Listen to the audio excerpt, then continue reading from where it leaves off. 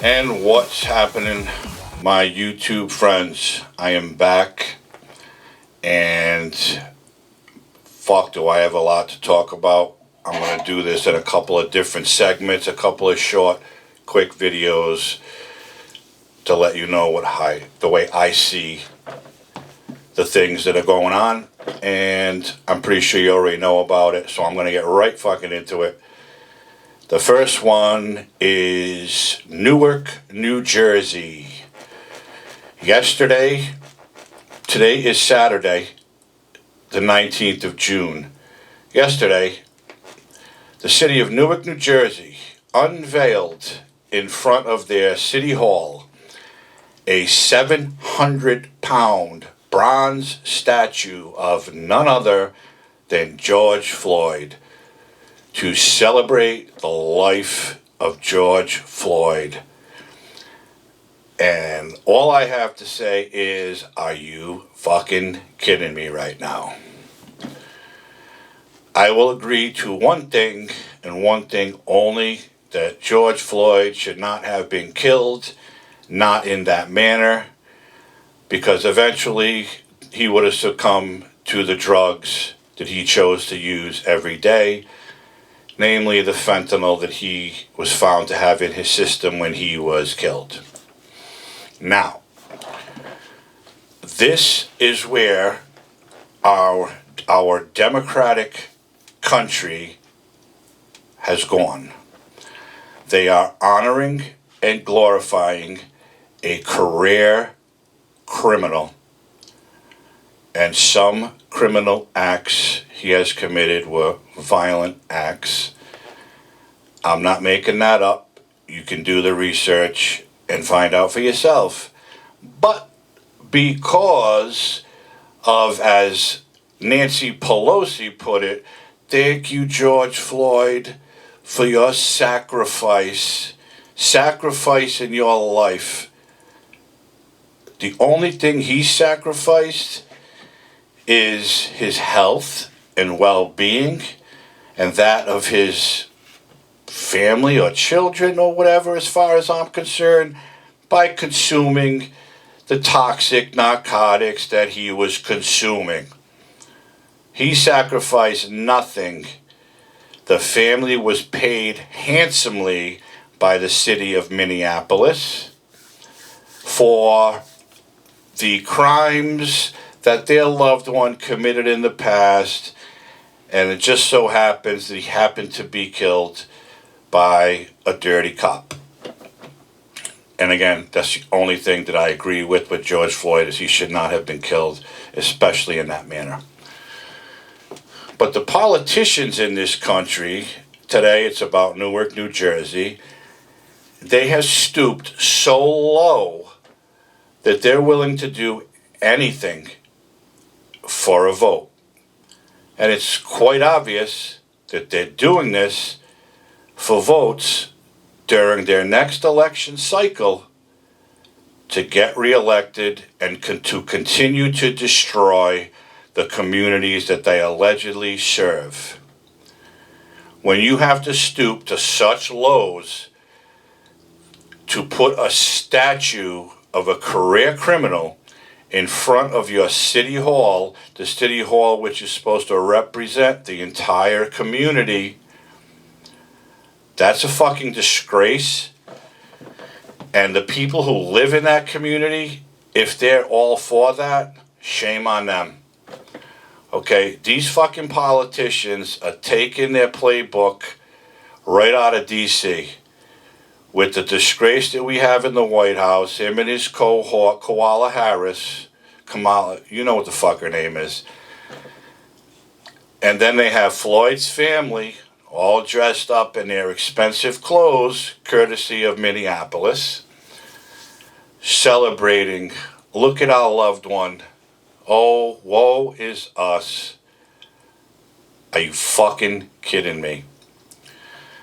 This is where we are. This is where we're going. And I don't see an end to it, because the more and more shit that happens, it's all based on weak politicians who have nothing else going for them in their political career, so they got to come up with something to keep themselves relevant. And what's in the news today? All of this racial nonsense that these politicians, as far as I'm concerned, are keeping it going. The politicians are keeping it going. The racial divide. When they're jumping on board these causes that are extreme bullshit for votes, they're all a fucking disgrace to their community they serve. And they should be voted out of office. And again, it all comes from D.C. They're following the playbook of the White House. And all the White House is doing right now is catering to all this garbage, this racial divide that they want to keep going so they can continue to serve, as they say, and do the right thing for the country. Stuttering Joe, was it yesterday or the day before, signed into law a proclamation that makes Juneteenth a federal holiday honoring the end of slavery, which is great. Slavery was disgusting. We all know that. We all know it existed. But here we go. How about this?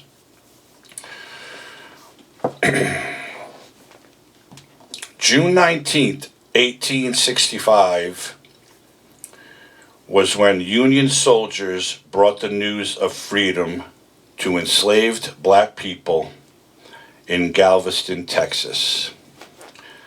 This coming 2.5 years after President Abraham Lincoln and his Emancipation Proclamation freed slaves in the southern states. Wasn't that when slavery was brought to an end by Lincoln's Emancipation Proclamation?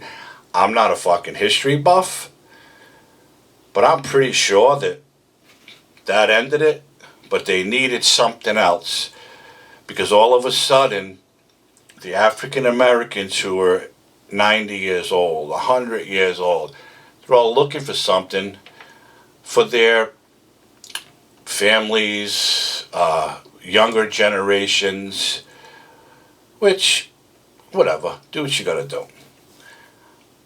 But the White House and Congress is jumping all over this because they know they're doing nothing else but catering to a cause that basically is dividing the nation more than bringing it together. Okay? You can proclaim any day you want to be a holiday, quite frankly. I don't care. It's a good thing, whatever. But you're going against history by naming something else that occurred 2.5 years after an original proclamation was made ending slavery in this country. Is anybody studying? Or they just choose, say, you know what, we got to make something new because we got to keep our agenda going, that we really care. Everybody knows Biden does not care. Okay? Look up old congressional videos where Biden's dropping the N-word like it's his everyday vocabulary. Says it all the time. Okay? Drops it every other word in one congressional session, but nobody says nothing. All these foolish Democrats in Congress know it.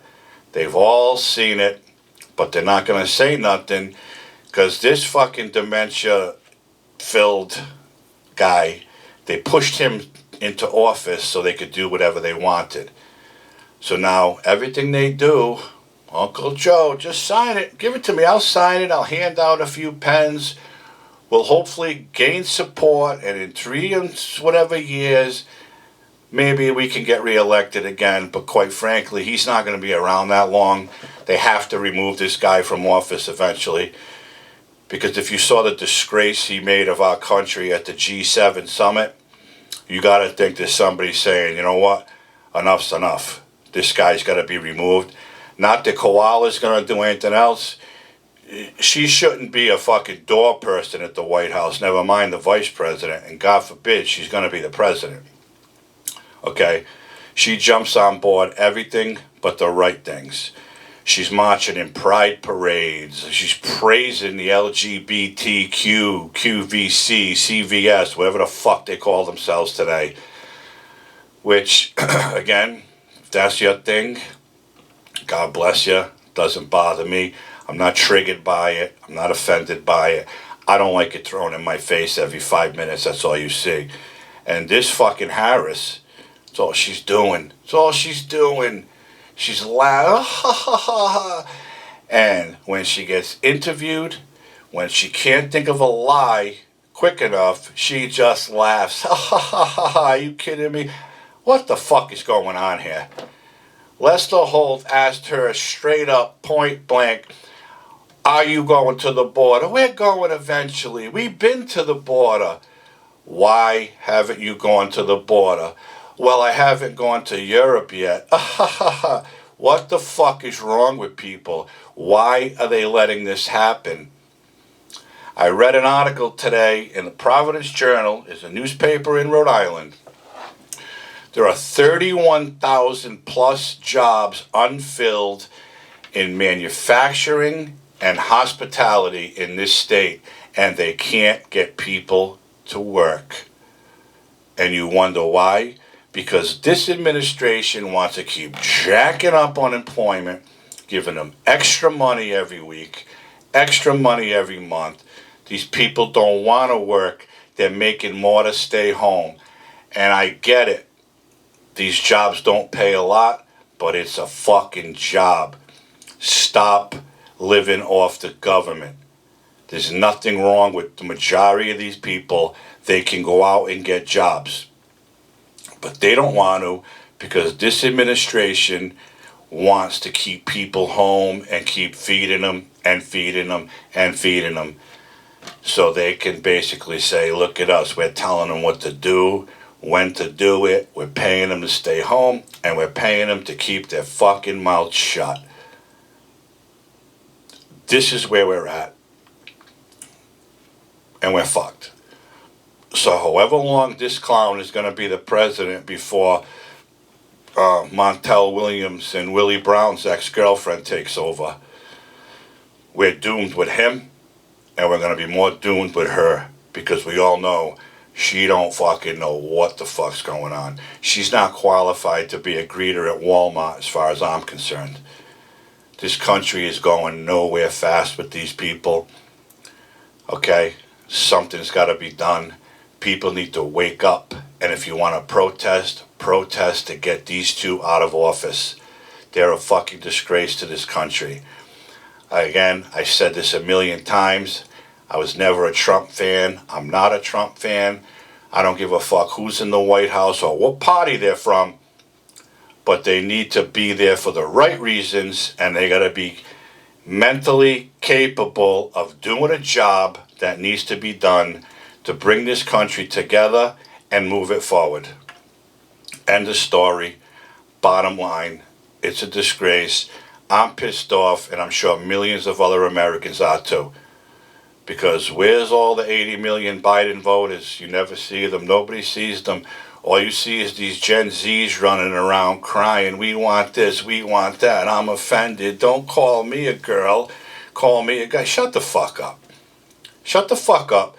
Stop looking for attention and go get a fucking job and do something. Go do something. Give back.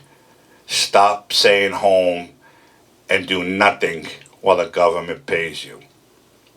So we go from George Floyd, okay, to Juneteenth, and it all comes from the fucking White House. That's where it all starts.